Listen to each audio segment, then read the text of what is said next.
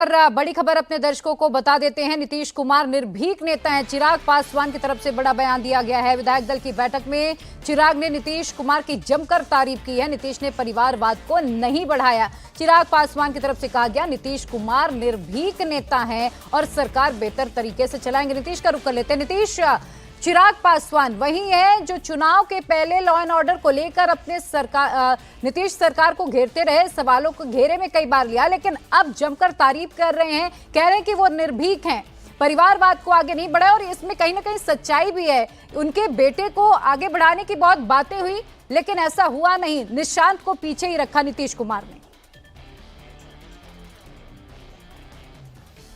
जी हाँ, जाहिर है नीतीश कुमार की इन खूबियों की चर्चा जो है विरोधी भी करते हैं और ये कहा जाता है कि उन्होंने परिवारवाद को बढ़ावा नहीं दिया।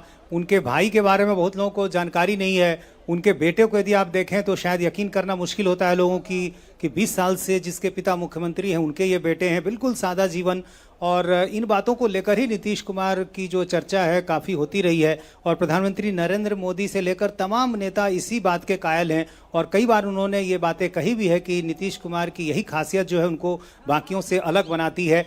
चिराग पासवान भी जाहिर है जिस समय वो विरोध में थे, जिस समय पिछली बार जेडीयू के वो पीछे पड़े थे कह सकते हैं, जेडीयू की हर सीट पर उम्मीदवार उतार रहे थे, उस समय से उनका एक अभियान शुरू हुआ। लेकिन बाद में जब फिर वापस आए तो वो तस्वीरें आपने देखी होंगी कि नीतीश कुमार का चरण स्पर्श करने से लेकर तमाम वो चीज़ें नजर आई।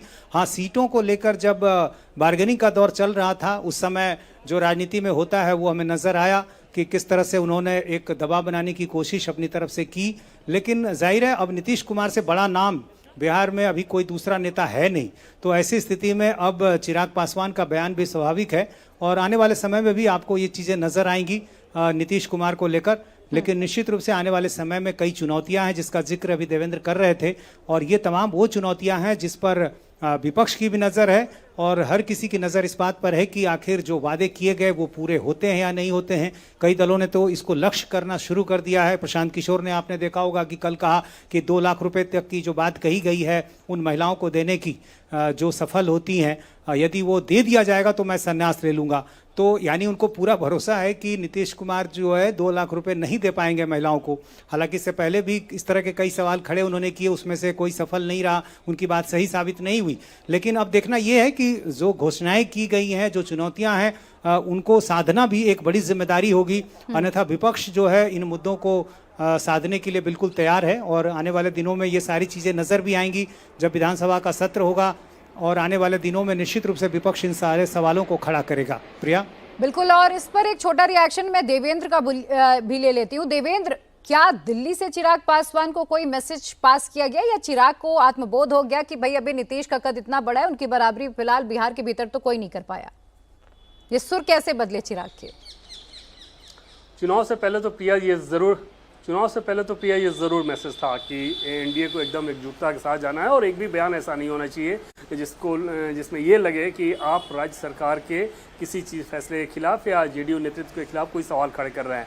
लेकिन चुनाव के रिजल्ट के बाद जो आंकड़े आ गए हैं उन आंकड़ों ने ज़्यादा बोध करा दिया गया होगा, क्योंकि ये अब पोजिशनिंग ऐसी नहीं है कि इस तरह के नंबर्स के बाद कोई छोटा दल किसी रूप में कोई प्रेशर ग्रुप के तौर पे काम कर सके, कोई प्रेशर आजमा सके। वो रियलिटी अब रह नहीं गई है। और जाहिर तौर पे बीजेपी और जेडीयू के नेताओं ने चुनाव से पहले सीट शेयरिंग को लेके जो हार्ड बार्गेन की और उसको लेके उनके अंदर जो एक राजनीतिक कड़वाहट थी, अब चुनाव के नतीजे ऐसे आ जाने के बाद अब वो व्यवहार में भी नज़र आएगा। जैसे आपने देखा होगा कि जब गृहमंत्री अमित शाह के साथ जब बैठक करने की नौबत आई तो उसमें सिर्फ बीजेपी और जेडीयू के नेता थे, उसमें एलजेपी जबकि 19 विधायक उनके पास है, लेकिन उनको बुलाया नहीं गया क्योंकि अब वो राजनीतिक ज़रूरत नहीं रहेगी। तो जो रियलिटी है, जो प्रैक्टिकलिटी है, उसके हिसाब से वो ज़्यादा चलना चाहेंगे बीजेपी और जेडीयू के नेता।